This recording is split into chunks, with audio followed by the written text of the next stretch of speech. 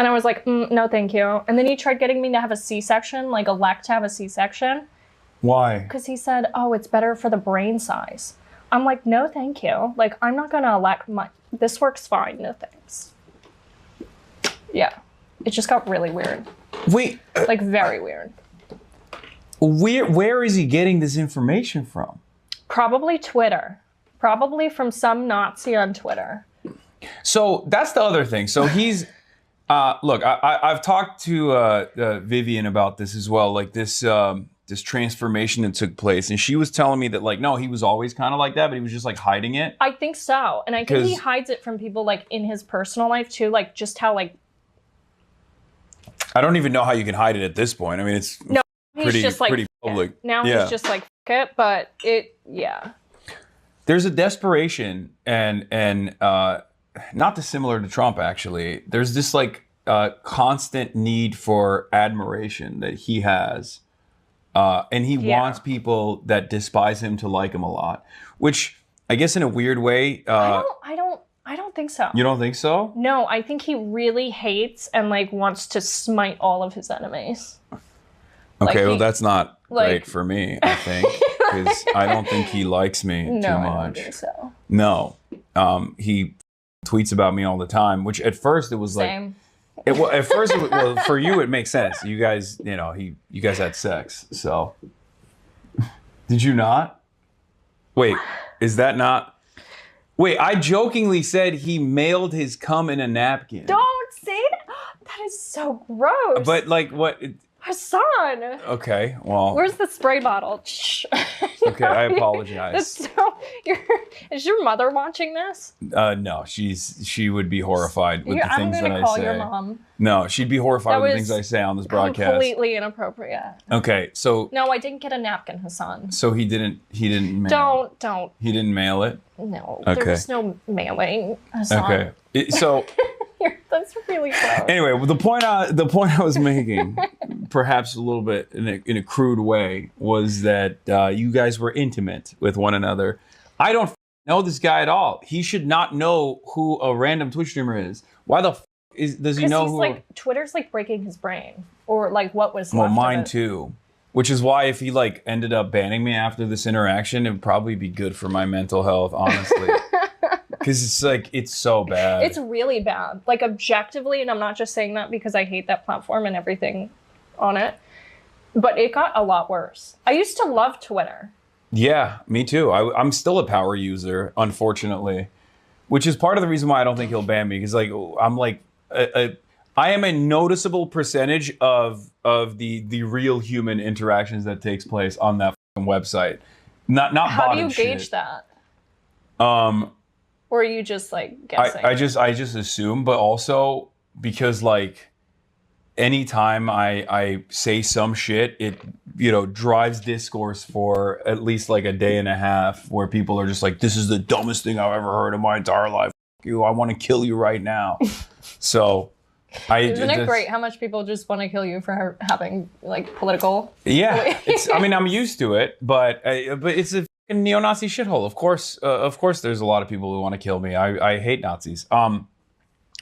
But so there'll be like, Twitter trends nowadays are obviously fake because it's like AI and it just only shows you like what your interests are. But like, I'm just gauging it off of like real impressions that take place on the. I feel like when you're online enough and like you're autistic about it enough, like, when it's really I have a good gauge of that sort of thing, but apparently not with the funding vehicles for Republican operations, because clearly I genuinely thought that these guys were really boosting their numbers, like Barry Weiss's Substack, getting all those. They invited me to do some show for the Free Press, and I was like, red, 8:42 p.m. No, thank you. Yeah, that's what I mean. I feel like there's a lot of there's a more sophisticated funding vehicle that like hides the fact that it's not actually grassroots, but it's entirely astroturfed, is my speculation. Because it doesn't make sense. No, you could probably get your favorite MAGA influencer to tweet whatever you want for a couple $100 to $1,000. Yeah, for sure. I mean, so there's like group chats, right? There's like Yes. Twitter chats, and you were part of this network. So let's And they talk have about members that. of the admin in it too. Like there's members of the Trump administration. Like during the campaign, they had campaign calls and messaging within this group chat. Here's how we respond to this. Here's how we don't respond to this. And it's incredibly coordinated. And this is going back like to the 2017 days when the group chats really started picking up. But then this past election cycle, they added a lot more of the admin members and campaign members, like James Blair's in them. Some of the Trump kids are in them. Caroline Leavitt, members of Congress, they're all in it. Yeah, there's definitely a lot more cross-pollination across different vectors, and like this has always been the case. Going back to what our starting point, the conversation with Charlie Kirk, going from writing an article on his high school newspaper to being elevated to Fox News, and then instantly taking that newfound clout to Foster Freeze and saying, like, I want to start this thing where I do basically lobbying for student governments in high school and in college. And for the longest time, Turning Point USA wasn't actually successful in changing the minds of the youth. They were their primary audience was older people. I think they were on the college campuses, like the whole socialism sucks stuff. That was because it was so trendy and provocative online, and you could get this like social clout or social media clout from it, that people actually took those ideologies to heart. So I think they were effective on, at least from my experience, because it was effective for me, who was otherwise, in my opinion, very thoughtful in my classes and my papers. And then I got involved in this and I was completely But I would say stupid. that, like, as far as like real world influence, like it didn't bear itself out in the data in the elections at all, right? Like people were not like going out and voting for the Republican Party until TikTok was You're talking, slated yeah, to you're be- talking about I'm talking about post voter TikTok. propensity. Yeah, post TikTok purchase, or before TikTok got purchased, sorry, but TikTok was about to be banned. There's an election cycle that's taking place. China's obviously very responsive to this kind of stuff. They're very tapped in. So what I saw, and you can tell me if I'm wrong on this, is that China basically was like, oh, if we open up the algorithm faucet a little bit for, right-wing influencers that have direct access to Donald Trump, Charlie Kirk specifically, and they go super viral, Charlie will take that information back to the president and Yeah, 'cause he or did the a next 180 president. Yes. on it. 180 And on Trump TikTok. will actually want to save TikTok. Democrats wanted to take it out because of AIPAC and because of Israel. Democrats were like, we've wanted to take out TikTok already. It's unaccountable. The algorithm is still controlled by a foreign company, a foreign government. And obviously they're the major China hawks, and they're also massive Israel dick riders. So when, post October 7th, they were like, we're going to use this as an opportunity to just completely cut out TikTok. We're going to force the purchase of TikTok, or we're going to ban it outright. The reason why they didn't ban it outright and they were able to leverage a deal, in my opinion, is because Trump saw the boost that he got in the youth vote by way of Charlie Kirk and Turning Point USA, and he recognized that TikTok was a major role in this. And that's the reason why he basically gave a lifeline to TikTok to continue operating on U.S. soil, and then force the purchase of it, like exchange of ownership to the Ellisons. That is when Charlie actually had some impact with the youth. Because I like, even when you look at the approval Yeah, ratings he really of Charlie blew Kirk, up on TikTok yeah. too. Before TikTok, though, I remember covering this at the time because there's a lot of like right-wing media watchers, like Media Matters and the like, and their whole shtick was getting money from older Republicans that are super wealthy, Yes. to make them feel like they were converting the youth with regular frequency, but their ad spend was entirely for like the 65 plus year olds.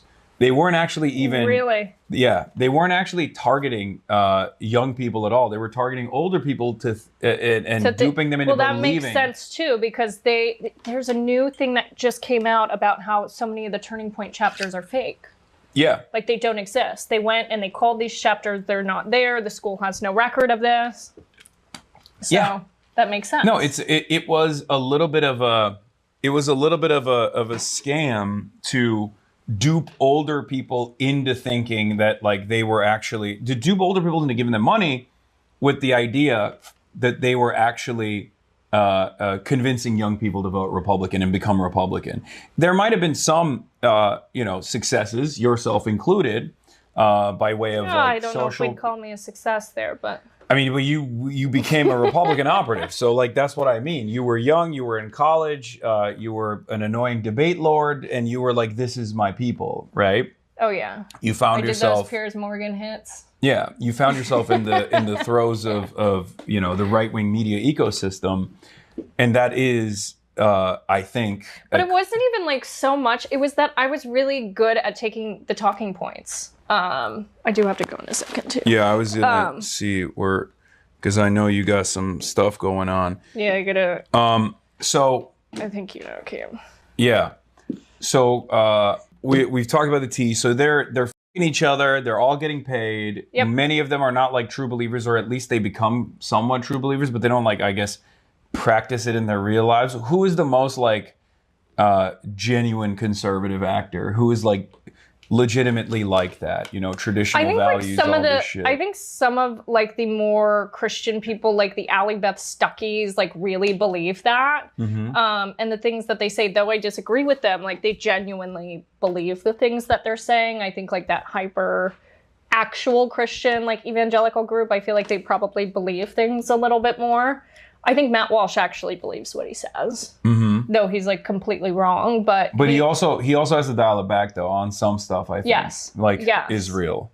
Yes. I think like if Matt Walsh was not a part of the Daily Wire operation, he would be probably Nick Fuentes territory. I think on Israel. Yeah.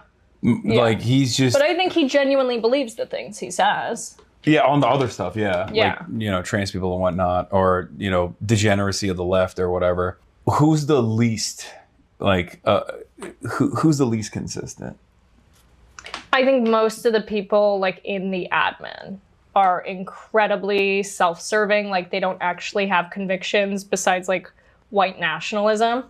And they will go where the money is. That's... Okay. Like, the people in the White House are incredibly self-serving grifters. They're all f***ing each other. There's affairs. There's this. There's that. There's the drugs. All the Moms for Liberty ladies, too. I mean, they all swing. Like, Nancy Mace is a swinger. Like, we've seen the videos. Like, they all... I think they just get really bored living wherever they live, and they just, like, all one another and they do parties. Members should have to wear a GoPro on their head and be like drug and alcohol tested at all times. Like there should just be like a live stream on their head. Like we should not know more about like Johnny Somali's life than members of Congress. They just need like a GoPro and I don't know if I want to know what Lauren Boebert's getting up to, but in the theater. In the theater, yeah. So, all right. There's one other question that I wanted to ask you before I let you go.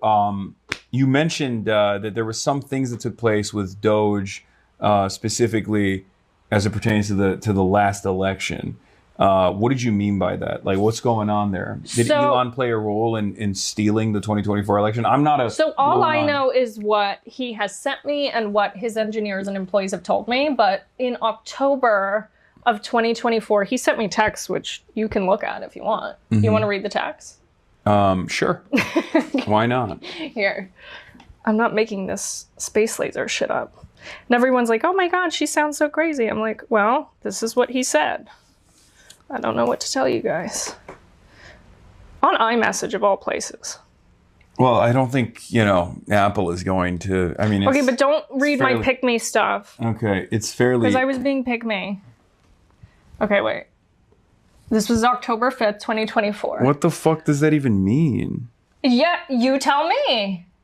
Wait, why does he actually talks like this? Yes, he actually talks like this. And I wasn't being hyperbolic when I said Can I read this one? Yes, you can read the whole thing. Okay. You can read anything except my pick-me-isms. Okay, I'm feeling more optimistic after tonight. And tomorrow we unleash the anomaly in the Matrix. And then... This is not something on the chessboard, so they will be quite surprised. In air quotes, lasers from space. What? And you made a joke, and It was a Marjorie Taylor Greene joke. Yeah, you made a Jewish space laser joke. I said finally a focus on the Jewish vote. And he laughed at it. And then I have over 10,000 lasers in space right now. So he doubles down and says and quantifies his number of space lasers. I'm reading your text messages back. But I was like, I don't want to be deposed. Oh God, you literally sound like just him. Stop. You changed the way you talk. I told you I was so exactly pick me. like I was him. so pick me. You're using the terminology. It was so bad. Don't even.